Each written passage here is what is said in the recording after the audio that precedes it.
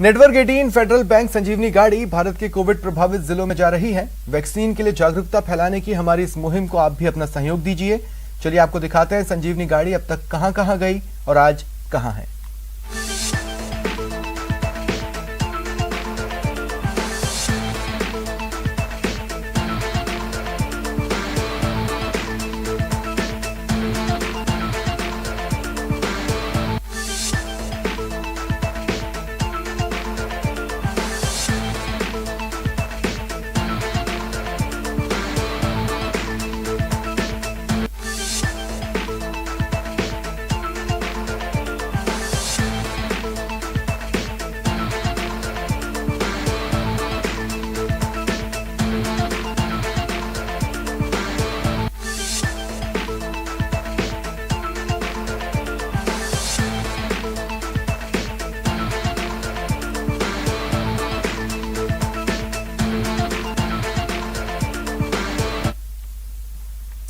कोविड-19 के खिलाफ सुरक्षा कवच यानी टीका न लगवाना बेहद ही खतरनाक साबित हो सकता है।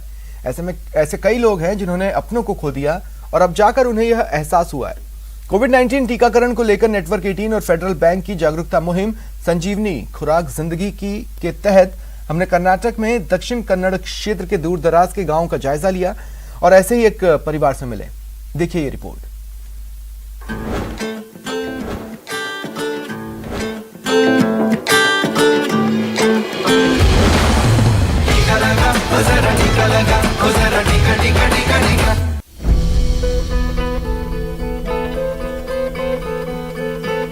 अभी 1 महीना भी नहीं हुआ है, पद्मश्री अब तक सदमे में हैं। उनकी मां Sharda Gowda high blood pressure से पीड़ित थीं। हाल ही में परिवार के 3 सदस्य कोरोना पॉजिटिव हो गए, जिनमें पद्मश्री भी शामिल थीं। 2 हफ्ते बाद पद्मश्री की मां कोरोना से जंग हार गईं। First of all, I never took corona very serious. We are mostly isolated and our most works with the nature. So I thought we are very healthy. My mother is only 51-year-old. So I never thought it can come her and it can kill her.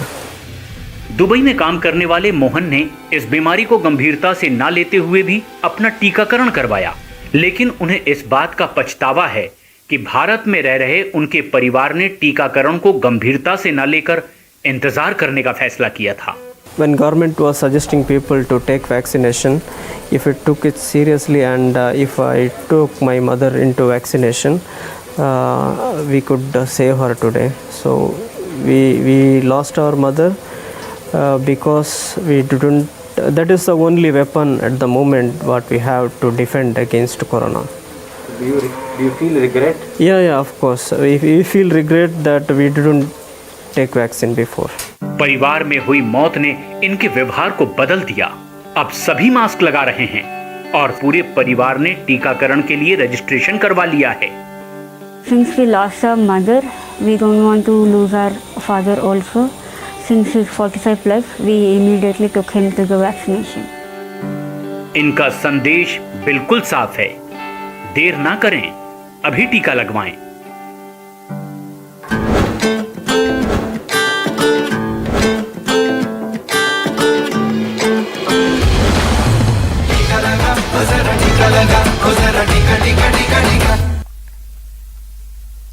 Chittorgarh में ration पर गरीबों तक पहुंचने वाली 238 quintal चीनी बर्बाद हो गई। मामले का खुलासा हुआ तो अब जिम्मेदारी से खपाने की जुगाड़ में जुट गए। कौन चट कर गया चीनी? गोदाम में सड़ी गरीबों की चीनी। 238 क्विंटल चीनी हुई बर्बाद। अब खपाने का हो रहा जुगाड़। इस बर्बादी का जिम्मेदार कौन? प्रदेश और केंद्र की सरकार लगातार गरीबों के लिए व्यवस्थाएं करती है, संसाधन मुहैया कराती है, लेकिन ये संसाधन आखिरी पंक्ति के लोगों तक नहीं पहुंच पाते हैं। ऐसा ही मामला चित्तौड़गढ़ में लेवी चीनी के मामले में सामने आया है। ध्यान से देखिए चित्तौड़गढ़ से आई इन तस्वीरों को। इस गोदाम में चीनी के कट्टे ही कट्टे हैं। जब इस गोदाम में चीनी आई तो सफेद चीनी के कट्टे भी सफेद थे, लेकिन समय के साथ कट्टे काले पड़ गए और चीनी का रंग फीका पड़ गया। गरीबों को बांटने के लिए चीनी को इस गोदाम में भेजा गया था। लेकिन 5 साल बीत गए, गरीबों तक इस चीनी की मिठास नहीं पहुंच पाई। रखे रखे 1-2 क्विंटल नहीं बल्कि 238 क्विंटल चीनी बर्बाद हो गई। मामले का खुलासा हुआ तो अब जिम्मेदार अधिकारी इस चीनी को खपाने के जुगाड़ में जुटे हैं। ये चीनी क्रय विक्रय सहकारी समिति को दे दी थी और वहाँ पर उनके द्वारा वितरण नहीं करने की वजह से ये चीनी खराब हुई है और इसके निस्तारण की प्रक्रिया चल रही है। इसकी कमेटी बनी हुई है और ये प्रक्रियाधीन है। ये चीनी साल 2016-17 में अंत्योदय योजना के तहत गरीब परिवारों को बांटने के लिए खाद्य निगम ने भेजी थी। इस चीनी को क्रय विक्रय सहकारी समिति के गोदाम में रखवा भी दिया गया, लेकिन जनता को चीनी नसीब नहीं हो पाई। हाँ, रसद विभाग ने राशन वितरण प्रणाली के जरिए मिलने वाले भुगतानों से 7.5 लाख रुपए काटकर चीनी के नुकसान की भरपाई जरूर कर ली। फिलहाल चित्तौड़गढ़ जिले में 4 गोदामों में 458 कट्टे रखे हैं, जिनमें 229 क्विंटल चीनी है। समिति को आर्थिक नुकसान ये है कि भाई गोदाम में लेवी चीनी है वो खराब है, स्मेल कर रही है। गोदाम का जो हम दूसरा स्टॉक रखना चाहते हैं रख नहीं पा रहे, उसमें चूहे भी हो रहे हैं, तो संस्था को आर्थिक रूप से नुकसान हो रहा है।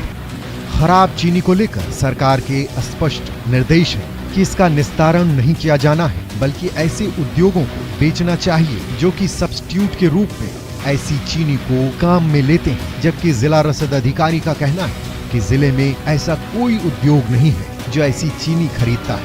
विभाग के डायरेक्शन के अनुसार ही उसकी जो एक सेट कमेटी बनी हुई है, उससे रिपोर्ट आई थी कि वो अब मानव आहार योग्य नहीं है। ऐसी स्थिति में अपन वितरण तो नहीं करा सकते थे।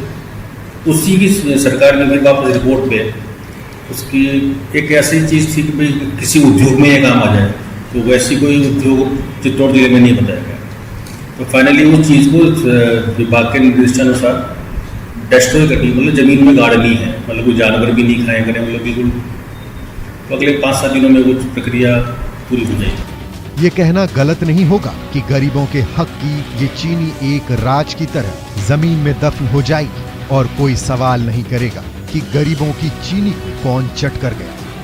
हालांकि 24,000 किलो चीनी कहीं न कहीं सीधे तौर पर गरीबों के घर के लिए काम में आ सकती थी, लेकिन उसके बावजूद बढ़ती गई लापरवाही इस चीनी को खराबे के लिए जिम्मेदार है। और इस जिम्मेदारी के पीछे किसकी जवाबदेही है, ये तय होना फिलहाल बाकी है। सुभाष बैरागी, न्यूज़ 18 राजस्थान के लिए, चित्तौड़गढ़ से। डूंगरपुर का हर घर जल्द ही औषधीय पौधों से महकने वाला है और इसकी शुरुआत वन विभाग की एक खूबसूरत पहल से हो रही है।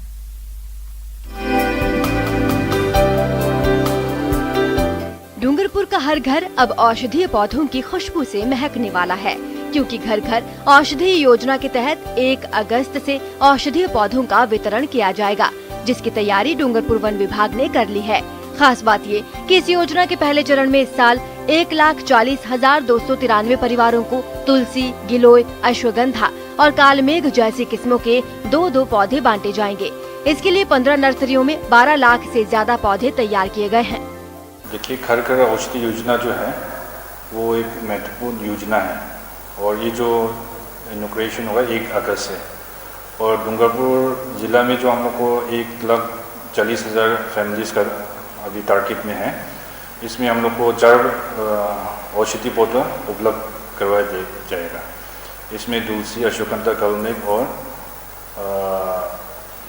गिलोय, ये 4 प्रजाति जो है हर परिवार को 2-2 पौधा यानी 8 पौधा उपलब्ध किया जाएगा। आइए आपको दिखाते हैं किस नर्सरी से कितने परिवारों को पौधे वितरित किए जाएंगे।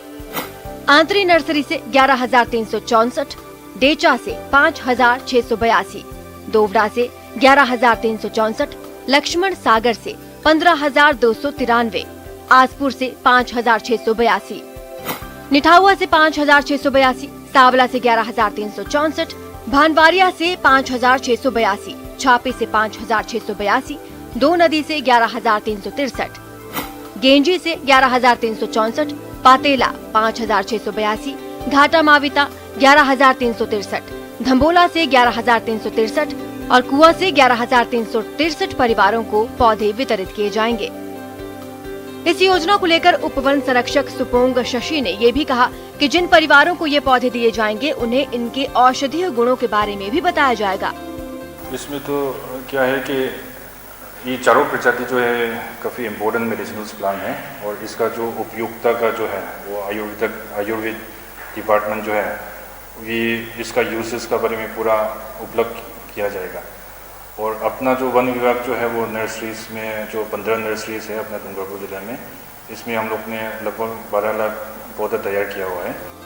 वन विभाग ने तैयारी पूरी कर ली है। 1 अगस्त को वन महोत्सव के साथ ही इसकी शुरुआत हो जाएगी। ऐसे में जल्द ही डूंगरपुर वासी इन पौधों के औषधीय गुणों का फायदा ले पाएंगे।